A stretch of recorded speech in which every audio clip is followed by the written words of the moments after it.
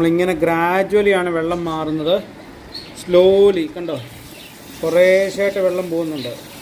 അങ്ങനെ നമ്മൾ ഗ്രാജുവലി മാറിക്കൊണ്ടിരിക്കുകയാണ്. ആ കൂട്ടത്തിൽ തന്നെ ശകലം കല്ലുപ്പും കൂടി ഇടും.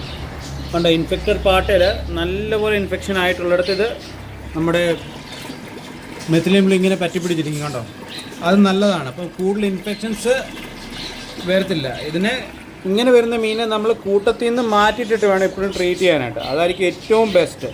മറ്റുള്ള മീനിനെ പകരാതിരിക്കാൻ വേണ്ടി ഏറ്റവും ബെസ്റ്റ് അതാണ്. അല്ല, ഇതിനെ നമ്മൾ കണ്ടായിരുന്നു. ഇത് നമുക്ക് വന്നപ്പോൾ തന്നെ ചെറുതായിട്ട് വാലയിൽ ശകലം പ്രോബ്ലം ഉണ്ടായിരുന്നു, സ്റ്റോക്ക് വന്നപ്പോൾ തന്നെ. പിന്നെ നമ്മളതിനെ മാറ്റിയിട്ട് അന്നേരം തൊട്ട് നമ്മൾ ക്ലിയർ ചെയ്ത് വയ്ക്കുക.